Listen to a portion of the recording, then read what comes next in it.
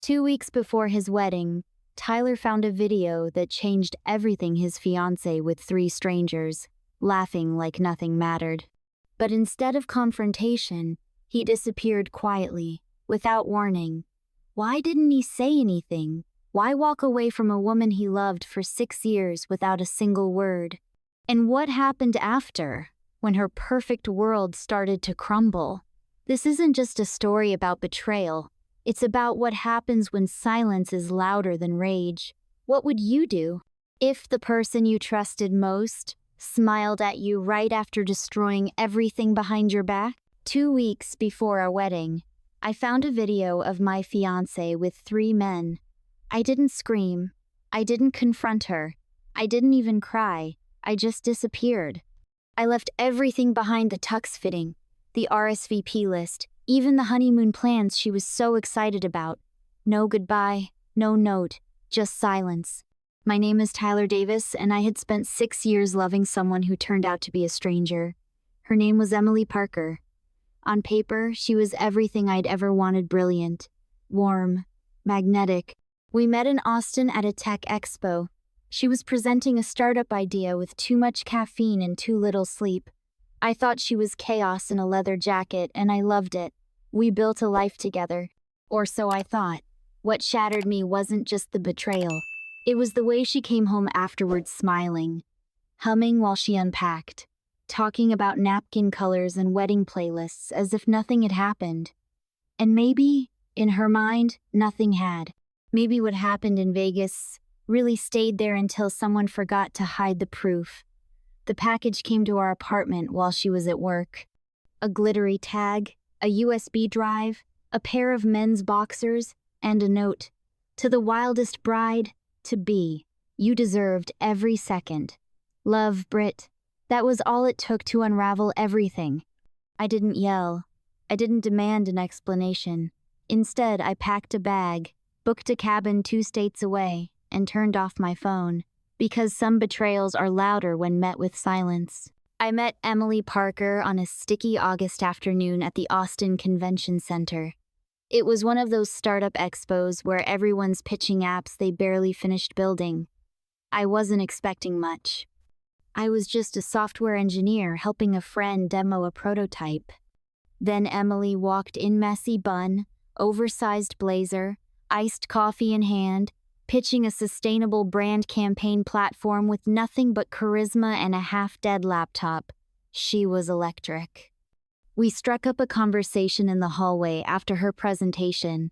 It started with small talk, then turned into a 40-minute deep dive on 90s music, documentaries, and the ethical dilemma of AI. She spoke like the world wasn't big enough to hold all the things she wanted to do. I'd never met anyone like her. We went on our first date that weekend, a food truck and an outdoor jazz show. I didn't even like jazz. But I liked how she closed her eyes when the saxophone played. I liked how she laughed with her whole body. Within a year, we'd moved in together. We found a little 1-bedroom just north of downtown. Nothing fancy, leaky faucet, cracked tile in the kitchen. But it was ours. We hung Polaroids on the fridge and adopted a dog named Max who barked at ceiling fans. Life wasn't perfect, but it was real. Or so I believed. Emily had always been the outgoing one, the social butterfly. She loved group hangouts, themed parties, random road trips. I'm more reserved by nature. She used to joke that I was born 40 and never grew out of it. I didn't mind. I liked being the grounded one while she brought the spontaneity. Sure, sometimes her party mode felt like too much. Late nights with her college friends, loud brunches that turned into all-day bar crawls. But I chalked it up to personality differences. I thought she'd grow out of it. I thought we'd balance each other out. We talked about everything: traveling Europe, starting a small creative agency, maybe even moving to Portland one day. She told me she'd never met anyone who made her feel as safe as I did. She said I was her anchor. When I proposed last spring, I'd never been more sure of anything. I did it on the roof of our building at sunset. She cried so hard she could barely say yes. I remember the way she jumped into my arms, how her hands shook as I slid the ring on. That night, we lay on the couch, watching dumb sitcoms and talking about baby names. She said she wanted a daughter who danced barefoot in the kitchen and a son who built Lego cities. I believed every word. God help me, I did. Looking back now, I wonder if any of it was real. Or if she just liked being adored, liked the comfort, the structure, the idea of stability without understanding the weight of it. Still, I didn't see it coming, not even close. I'd been working overtime the week she went to Vegas for her bachelorette weekend. She kissed me goodbye with tequila on her breath and said, "Don't miss me too much." I laughed, told her to behave. She winked and said, "What happens in Vegas?" I thought she was joking. When I think about that now, those little lines, the subtle warning signs, I feel stupid, not angry, not even heartbroken. Just foolish. I loved her fully. I trusted her deeply. I believed we were writing a forever story. Turns out, I was just the first draft. It started with a package. I wasn't even supposed to be home that day. My last meeting got canceled, so I clocked out early, stopped for groceries, and decided to surprise Emily with homemade fajitas. She always said I made the best ones. When I got to our apartment, a small box was propped against the door. White, wrapped in gold ribbon, with a pink, glittery tag that read, "To the wildest bride, to be you earned every second. Love, Britt Nessis." At first, I smiled. Brittany West was Emily's best friend from college, loud and unapologetic, the kind of person who always had to be the center of attention. She and Emily were inseparable, matching tattoos, inside jokes, the whole package. Still, the message gave me pause.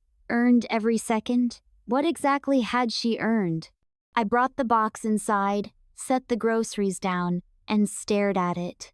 Curiosity gave way to something else, something heavier: dread. Inside was the typical bachelorette party junk: a plastic tiara, a pink feather boa, a sparkly sash that read "Final Fling" before the ring. Then, at the bottom, tucked beneath a mess of confetti, was a pair of men's boxers. Used. Definitely not new. My throat went dry. I picked them up with the corner of a napkin and immediately dropped them. What the hell? Then I saw the USB drive. It was small, plain, no label, just sitting there like an afterthought. I stared at it for a long time. I could have thrown it away, pretended I never saw any of this, waited for her to come home, kissed her, kept pretending. But something inside me, some quiet instinct, told me I already knew what I'd find. I plugged it into my laptop. There was only one file, no title, no date, just a 2-minute video. It started at a Vegas nightclub. Emily and her friends were in a booth, popping champagne, screaming over the music. The camera shook and zoomed in on her wearing that tiara, laughing like she owned the room. Then the next clip cut to a stage. Emily dancing grinding on a male stripper in front of the crowd. Her friends were hooting, Brittany's voice loudest of all. "That's my girl. Get it, Em."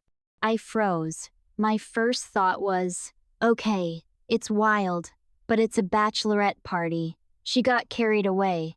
I could rationalize this. I wanted to. Then the video jumped again. Emily, hand in hand with the same stripper, was pulling him into a back room. She looked over her shoulder and winked at the camera. The next cut sealed everything. She was on a couch, flanked by 3 men. They were laughing, drinking, getting way too close. One kissed her neck. She let him, then kissed him back. Then another man leaned in. She didn't stop him. The video ended with the door to a hotel room closing behind her and the 3 men. The last thing I heard before the screen went black was Brittany's voice again, like a cheerleader for disaster. "You're a legend, Em, bride of the freaking year." I sat frozen, staring at the screen, heart pounding in my ears. This wasn't a prank. This wasn't some twisted game. This was real. Emily had cheated on me. 3 men, one night, captured on video like a souvenir. And the worst part? She knew someone filmed it. That wasn't a secret moment caught by accident. That was a memory they planned to keep. And I was supposed to marry her. I closed the laptop. My hands were shaking, but I didn't cry. I didn't scream. Something deeper took over. Something cold, quiet, final. When Emily came home that night, she kissed me like nothing had happened. She dropped her bag by the door and launched into a story about how Brittany had found the perfect wedding favors mini whiskey bottles and little tuxedos. I nodded. I think I even smiled. But I wasn't there anymore. Not really. All I could see was that hotel door closing. All I could hear was Brittany's voice. I wanted to yell. I wanted to confront her, demand answers, throw the boxers in her face. But I didn't. Because what do you say to someone who burned your life down and came home humming?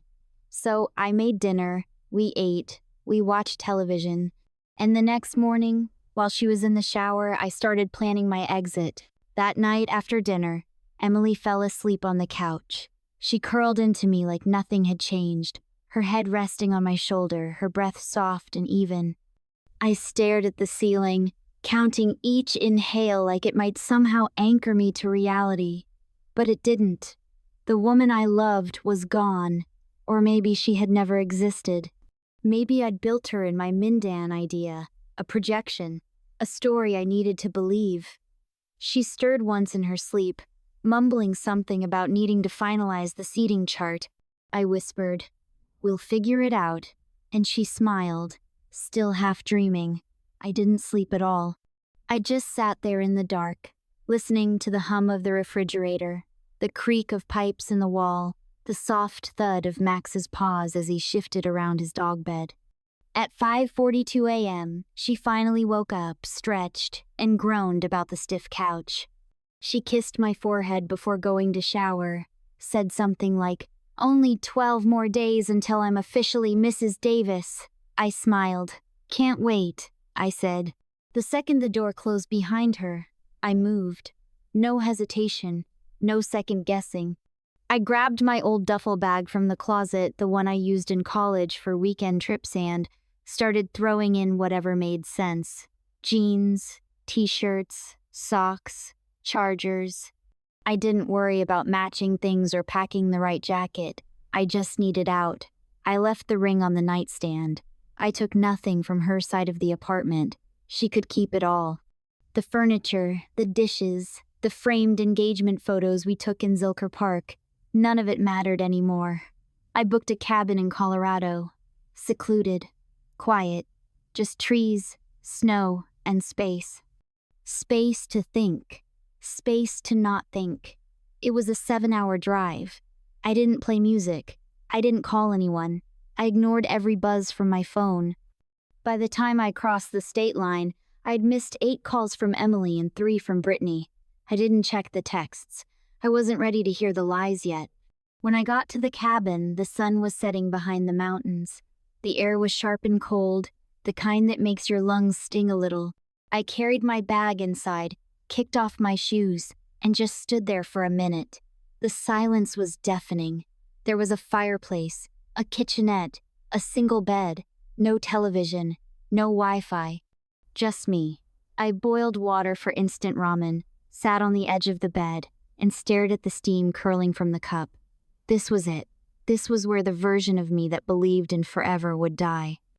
That night, I heard every creak of the wooden walls, every gust of wind scraping branches against the window. I kept expecting to hear her voice from the other room, to feel her hand on my back. But there was no one. Just me. Alone. Not because I didn't love her anymore, but because I loved myself enough to leave. It hit me hardest around 2 a.m. I got up, opened the back door, and stepped out onto the little deck.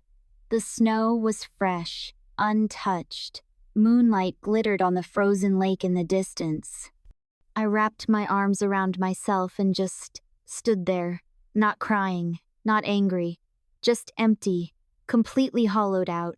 And in that silence, one truth settled over me like the snow. I hadn't just lost a fiancé. I'd lost a future I had spent years building in my head. I spent the next morning sitting on the porch, nursing a lukewarm coffee and staring out at the trees. The snow had stopped, leaving the world blank and quiet. For the first time in 2 days, I turned my phone back on. It lit up like a firecracker, 27 missed calls from Emily, 11 from Brittany, and a flood of texts that started casual, turned frantic, then desperate. A few were voice memos I couldn't bring myself to open, but I didn't feel the same gut-wrenching pain I had before. Something had shifted. I wasn't spinning in shock anymore. I was thinking clearly. I wasn't trying to figure out why she did it, I was deciding what to do about it. There was no version of this where I went back. That much was clear. But I wasn't going to let her rewrite the story. I knew Emily. I knew how she could spin things so she'd charm her way through half-truths and curated guilt. Not this time. I opened my laptop and began organizing the evidence. I still had the USB, and I'd taken screenshots of the texts and videos before I left. I created a secure folder, labeled it The Truth, and started compiling. First, I emailed Natalie Rivera, Emily's childhood friend, one of the few decent people in her orbit. Natalie had always been kind to me, the type who brought wine to game night and actually helped clean up afterward. My message was short. Hey Nat, I'm reaching out because I trust you. I'm not asking you to pick sides, but you deserve to know what really happened. Attached is everything. Please keep it private for now. I just need someone to know.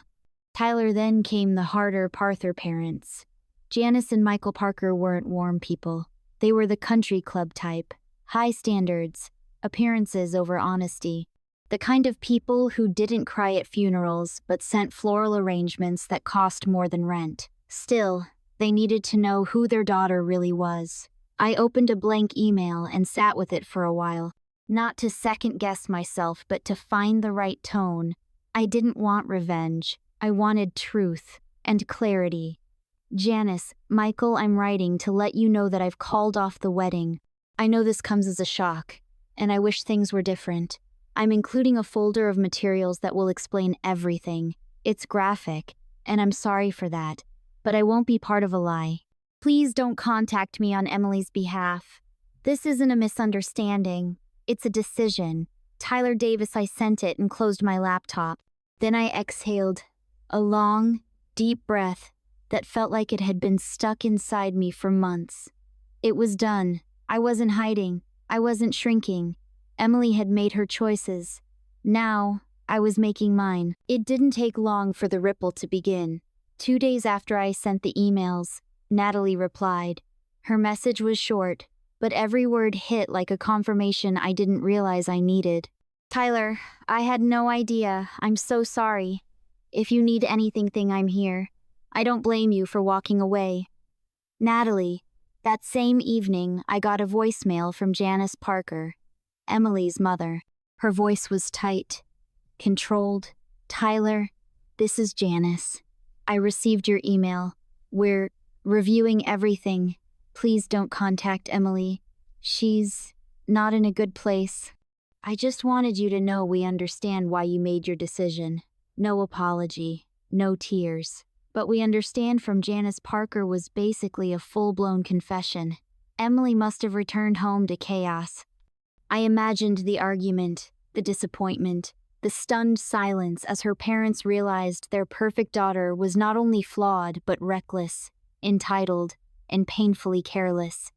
From what Natalie later told me, the situation exploded within days. Janice and Michael, furious that their family name might be dragged into something scandalous, cut financial support. They canceled the venue reservation that Emily had begged them to help pay for, and told her flat out, "You need to fix this yourself. We're not covering for you." Then came the fallout with Brittany. Apparently, Brittany had been bragging about the wild Vegas weekend in a group chat, thinking she was funny. But once word of the USB got around and people realized I had actual proof, no one was laughing anymore. Some mutual friends began distancing themselves. A few unfollowed Emily on social media. Others privately messaged me, not to gossip, but to say they were sorry they hadn't seen it sooner. Even Rachel, one of Emily's bridesmaids, sent me a DM. I didn't know what really happened in Vegas. I swear. I thought it was just dancing. I'm so sorry, Tyler. The silence from me, ironically, was louder than anything I could have shouted. And it worked. Brittany, on the other hand, didn't take it well. She sent me a scathing message laced with sarcasm and blame. Seriously? You're blowing up Emily's life over a party? Every bride gets one wild night, Tyler. Grow up. I didn't reply. Instead, I screenshotted her message and quietly shared it with Natalie and a few others who had started questioning Brittany's role in all of this. The next day, Brittany was removed from the bridal group chat. One of the groomsmen, who had always been wary of her, texted me. She just nuked her own credibility. Everyone's done with her drama. Emily tried to salvage things. She posted vague stories on Instagram, moody photos of sunsets, cryptic quotes about healing and truth and forgiveness. But no one was buying it. I stayed quiet. I never posted anything. I didn't speak publicly. I didn't defend myself, or attack her, or even explain. I let the truth speak. I did hear from Natalie one last time, a week later. She said Emily had been let go from her job.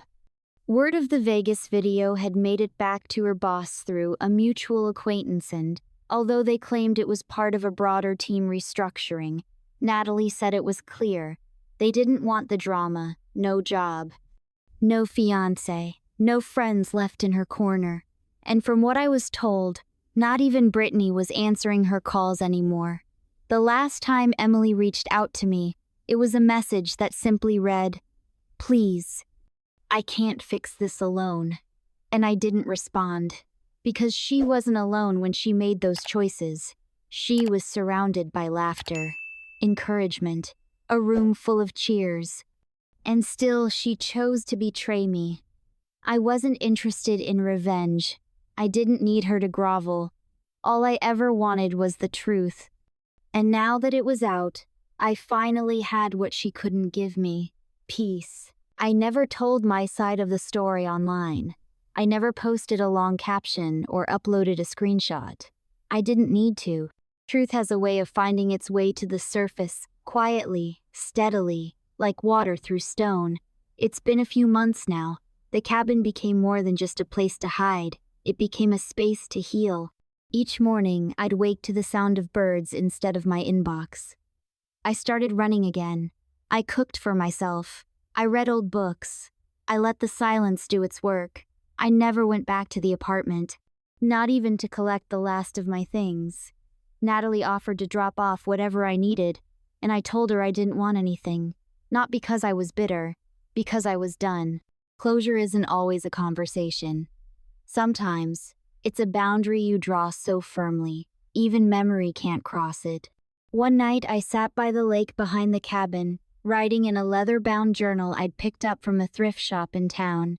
The moon reflected on the water like a broken coin. I wrote, "I wasn't angry she cheated. I was broken because she smiled the next day like nothing had happened. That was the part I couldn't shake. Not the betrayal, but the ease. The way she kissed me. The way she asked if I wanted Thai or Italian for dinner. As if my entire world hadn't just collapsed in her absence. I used to think love was about sacrifice. About giving people the benefit of the doubt. About staying even when it hurts. But now I know. Love includes walking away when staying means losing yourself. Emily's still out there somewhere. I don't know where she's living. I don't know if she's found work again. I haven't asked, and no one's volunteered. She texted me 2 weeks ago. Just one line. Please, at least let me explain. I left it unread. Because some betrayals don't deserve closure. They deserve silence. I don't tell you this story for pity. I tell it because someone out there needs to hear it. Maybe you've been lied to. Maybe you've been gaslit. Maybe you're sitting in your own version of that cabin, wondering what went wrong. If you are, I want you to know. You are not crazy. You are not weak. And you are not alone. Forgiveness doesn't always look like a conversation. Sometimes it looks like a lake in Colorado, a cold morning, and the strength to never look back. So here's my final thought, my echo into the void. Some people burn the bridge, then blame you for swimming. Let them. Keep swimming.